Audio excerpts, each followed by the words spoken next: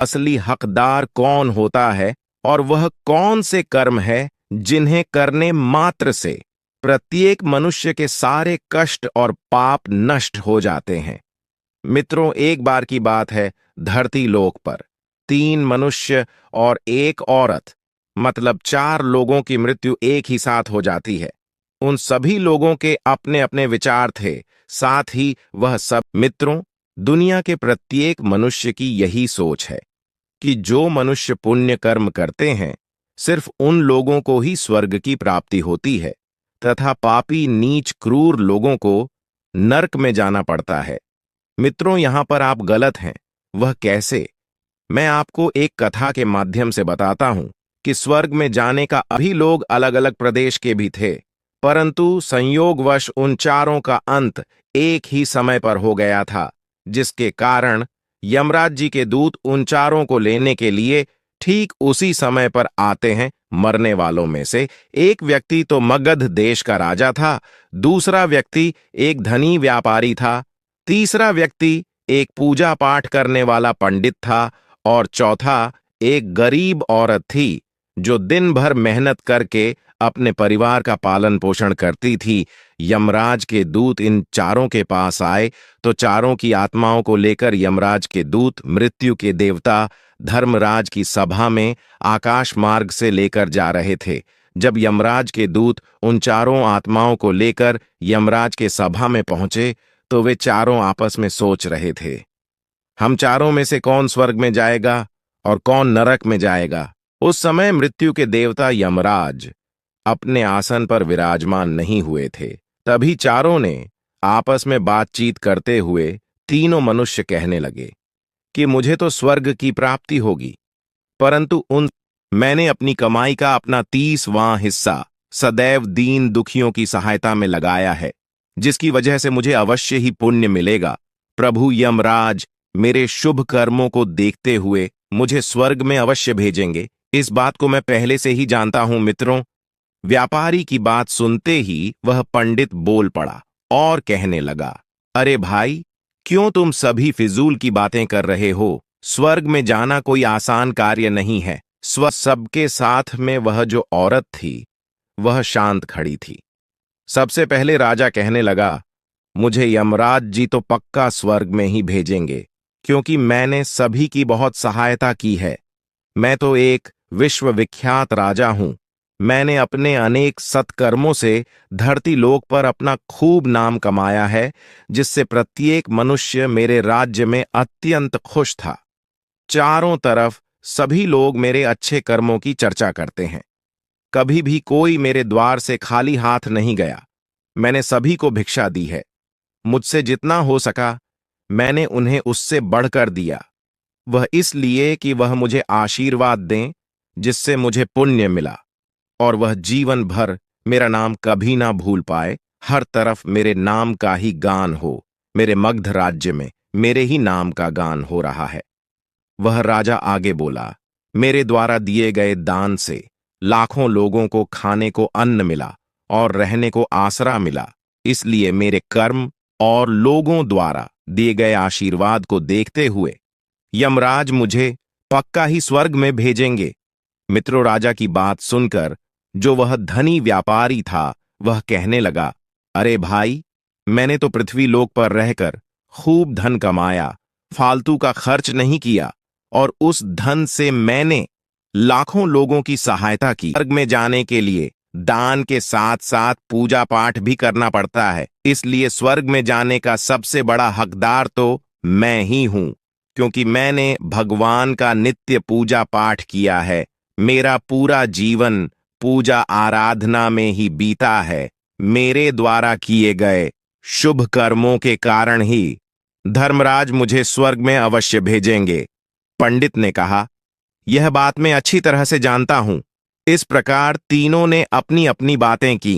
प्रजा मुझसे बहुत प्रसन्न थी। मैंने अपने जीवन में यही अच्छे कर्म किए हैं। राजा के इतना कहते ही चित्रगुप्त ने अपनी पुस्तक उठाई और उसमें देखने लगे। पुस्तक में देखकर चित्रगुप्त जी ने राजा को बताया कि तुम जो कह रहे हो वह सत्य है। तुमने अपनी प्रजा को बहुत सुख और दान दिया है। परंतु इसके साथ साथ तुमने एक बहुत बड़ा अपराध भी किया है। तुमने अपनी राज्य की सीमा को फैलाने के लिए जितने युद्ध लड़े हैं, उन युद्धों में हजारों लाखों की संख्या में सैनिकों ने अपनी और अपने अपने विचार सबके सामने रखे। फिर वह तीनों लोग उस चौथी औरत को देखने लगे जो मजदूरी करती थी। उन्होंने सोचा कि देखो, अब ये क्या कहती है, क्या इसने भी कोई अच्छा काम किया है या नहीं, या फिर इसका पूरा जीवन मजदूरी करते हुए दूसरों के अधीन रहते हुए ही बीता है। वह औरत उन सब की बातों को चुपचाप नीचे नजरें झुकाए खड़ी सुनती रही, परंतु वे तीनों अपनी ही प्रशंसा को बड़े गर्व के साथ करने में जुटे हुए थे। तभी यमराज अपने सारथी भैंसे पे बैठकर अपने साथी चित्रगुप्त के साथ दरबार में उपस्थित होते हैं। मित्रों, चित्रगुप्त के हाथों में एक मोटी सी किताब थी। उस किताब में समस्त प्राणियों के कर्मों का लेखा जोखा लिखा था। यमराज जी अब अपनी सवारी से उतरते हैं और अपने सोने के आसन पर विराजमान होते हैं और फिर चित्रगुप्त से उन चारों के पाप और पुण्य को देखने के लिए कहते हैं। चित्रगुप्त ने सबसे पहले मगध देश के राजा को अपने पास बुलाया और उससे कहने लगे, तुम तो धरती पर बड़े ही विख्यात राजा थे। तुमने अपने जीवन में कौन कौन से कर्म किए हैं तथा आपने जितने लोगों को दुख दिया है, जितने लोगों का भला किया है, मैं अपनी पुस्तक में देखकर यह फैसला करूंगा कि आप स्वर्ग में जाने के योग्य हैं भी या नहीं। तब वह राजा बड़े गर्व के साथ अपने कर्मों को बताते हुए कहता है कि है चित्रगुप्त, मैं मगध देश जैसे बड़े राज्य का स्वामी था। मेरा राज्य बड़ा ही समृद्ध और खुशहाल था। मेरे राज्य में मेरी वजह से ही दीनहीन, गरीब दुखिया लोग बहुत ही कम थे। सब मेरी छत्र छाया में रहते हुए बड़े आनंद के साथ जीवन यापन कर रहे थे। मैंने अपने राज्य के प्रत्येक नागरिक को किसी भी चीज की कभी कमी नहीं होने दी। मेरे यहाँ हर निर्धन को धन मिलता था, हर भूखे को भोजन मिलता था। लाखों का धन उन्हें रोज दान में दिया जाता था, जिसकी वजह से मेरी अच्छे कर्म किए हैं। तब वह धनी व्यापारी कहता है, हे भगवान, मैंने पृथ्वी लोक पर जितना धन कमाया उसका 30वां भाग अच्छे कामों में लगाया। लाखों लोगों को भोजन कराया। मैंने उस धन को कई आश्रमों को दान दिया है, कई बेघर लोगों को मैंने धन दिया। मैंने उस धन से कई शहरों में मंदिरों का निर्माण करवाया है। उस धन से कई जगह पर धर्मशालाएं बनवाई हैं। वह धनी व्यापारी आगे कहता है, जान गंवाई है जिससे उन सब की मृत्यु का कारण तुम बने हो। उन मरे हुए मनुष्यों की पत्नियों की हाय तुमको लगी। उनके परिवारों के बच्चों को अनाथ करने वाले तुम हो। उनकी स्त्रियों को विधवा बनाने वाली भी तुम हो। उनकी मां की गोद सूनी करने वाले भी तुम हो। चित्रगुप्त आगे कहते हैं, हे राजा जी, तुमने अपने ही सैनिकों के हजारों परिवारों को हमेशा दुख दिया है। युद्ध लड़कर राज्य बढ़ाने से अच्छा था कि तुम अपने पड़ोसी राज्यों से मित्रता करके उनके साथ व्यापार बढ़ाते, जिससे आपका राज्य तब भी बढ़ता, साथ ही साथ आपकी समृद्धि भी बढ़ती। तुमने अपनी प्रजा को सुखी और सैनिकों को दुख पहुंचाया है, इसलिए तुम स्वर्ग जाने के हकदार नहीं है। जब चित्रगुप्त ने यह बात बताई तो इस बात को सुनकर राजा चुपचाप पीछे हो गया। उसके बाद चित्रगुप्त ने उस धनी व्यापारी को बुलाया और उनसे कहा कि आपने धरती पर कौन कौन से शून्य हो गए। यही कारण है कि तुम्हारा कोई पूर्ण कर्म न होने के कारण तुम स्वर्ग में जाने के योग्य नहीं हो। चित्रगुप्त की बात सुनकर वह धनी व्यापारी बड़ा उदास मन से पीछे हो गया। उसके बाद चित्रगुप्त जी ने पंडित जी को आगे बुलाया और उनसे कहने लगे, तुमने अपने जीवन में कौन से अच्छे कर्म किए हैं? तब उस पंडित ने कहा, हे भगवान, मेरा पुण्य यह है कि मैंने लाखों शिष्यों को ज्ञान दिया है, हजारों यज्ञों का अनुष्ठान को कराया है, लाखों मनुष्यों के घरों में पूजा पाठ कराया है, कि यही मेरे जीवन के अच्छे कर्म है। व्यापारी की बात सुनने के बाद चित्रगुप्त जी ने पुनः अपनी पुस्तक खोली, जिसमें देखने के बाद चित्रगुप्त ने उस धनी आदमी से कहा कि देखो, तुमने जो जो कहा है वह सत्य है, परंतु तुमने धरती पर जो दान धर्म किया है उससे तुम्हारे पुण्य नहीं बढ़े, परंतु तुम्हारा पाप यह है कि तुमने धरती पर जो दान धर्म किया है उस पैसे को कमाने के लिए तुमने बहुत झूठ बोला है, तुमने हद से ज्यादा ठगी की है, तुमने कई चीजों में मिलावट करके बेचा है, नकली वस्तुओं को असली के दाम में बेचा है। कितने व्यापारियों का तुमने धंधा चौपट करवाकर उनको रास्ते से हटाया है। तुम्हारे इन कर्मों से अनजाने में कितने लोग बीमार होकर मारे गए हैं। चित्रगुप्त आगे कहते हैं, न जाने कितनों ने तुम्हारी वजह से आत्महत्या कर ली, कितनों की मेहनत का पैसा तुम्हारे पास चला आया, उन सब लोगों की बद्दुआ तुमको लगी है। तुम्हारे जो पाप कर्म थे, वह तुमने जो कुछ भी अच्छा काम किया उसकी वजह से तुम्हारे पुण्य, आपने सैकड़ों यज्ञ पूजा अनुष्ठान कराए, परंतु आपने उन सबको कभी निस्वार्थ भाव से नहीं किया। तुम हमेशा से धन के लालची रहे हो, इसलिए तुम स्वर्ग में जाने के योग्य नहीं हो।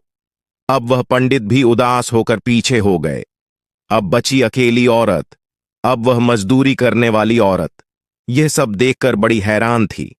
मित्रों, वह अपने मन में सोचने लगी कि अब तक वह जिनको इतना महान समझ रही थी उनमें से कोई भी स्वर्ग के योग्य नहीं है, तो मैं कैसे स्वर्ग में जा सकती हूं? मुझे तो स्वर्ग की कल्पना भी नहीं करनी चाहिए, क्यों मैंने अपना दिन रात ईश्वर की आराधना में समर्पित कर दिया था।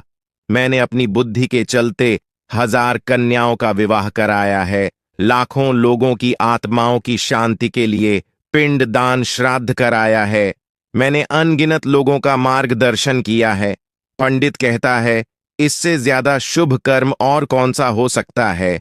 इसके तुरंत बाद चित्रगुप्त जी ने अपनी पुस्तक में देखकर उस पंडित से कहा कि पंडित जी, आपका कहना सत्य है, आपने वास्तव में हजारों लोगों को ध्यान दिया है, लेकिन आपसे एक गलती हुई है। आपने स्वयं कभी भी उस ज्ञान पर अमल नहीं किया, क्योंकि न तो मैंने कभी पूजा पाठ किया है और ना ही मैं दान करने लायक थी। इसका मतलब मैंने तो कभी कोई शुभ काम नहीं किया। मैं तो मेहनत मजदूरी करके सारे जीवन अपने परिवार का भरण पोषण करती रही। पति के मरने के बाद मेरे पुत्र और पुत्री के साथ मैंने अपनी सास की सेवा की है। वह औरत यह सब बातें सोच ही रही थी कि इतने में ही चित्रगुप्त ने उसे भी आने को कहा। जैसे ही वह औरत चित्रगुप्त के पास गई तो उसने पहले ही कह दिया कि हे भगवान, मैंने धरती पर एक गरीब दुखिया के घर में तो मंदिर में जाने का भी अवसर नहीं मिलता था। उस औरत की बात सुनकर चित्रगुप्त ने पुनः अपनी पुस्तक में देखकर पूछा, हे देवी, तुम ध्यान से सोचकर बताओ कि तुमने कभी तो कोई पुण्य कर्म किया होगा। तब औरत ने अपने पूरे जीवन के घटनाक्रम को याद किया और तब उसे याद आता है कि एक बार उसे बहुत तेज की भूख लगी थी। वह खाना खाने के लिए बैठी ही थी। इतने में वहां एक बहुत ही कमजोर बीमार कुत्ता टहलता हुआ आ गया। जन्म लिया था, दान हवन पूजा पाठ करने के लायक ही नहीं थी, तो मैं शुभ कर्म कहां से करती? मैं तो अपने परिवार का पालन पोषण बड़ी मुश्किल से कर पाती थी। मैं जानती हूं भगवन कि मैं स्वर्ग में जाने के योग्य नहीं हूं। मैंने धरती पर भी नर्क भोगा है और आगे भी नर्क में ही जाने की मेरी हैसियत है। वह औरत आगे कहती है, किंतु हे प्रभु, मेरी एक इच्छा है। मैं स्वर्ग में तो नहीं जा पाऊंगी, लेकिन मैं एक बार स्वर्ग को अपनी आंखों से देखना चाहती हूं। इससे अधिक मेरी कोई इच्छा नहीं है, क्योंकि मैंने ऐसा कोई काम नहीं किया है जो मुझे स्वर्ग में पहुंचा दे।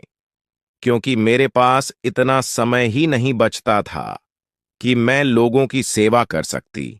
मैं अपनी सांस की सेवा में परिपक्व रहती थी। मैंने लोगों को समय न देकर वह समय मैंने अपने बूढ़े माँ बाप की से सेवा में लगाया है। उनको भोजन खिलाती पिलाती थी, उनके वस्त्र बदलती थीं। यही मेरी दिनचर्या थी।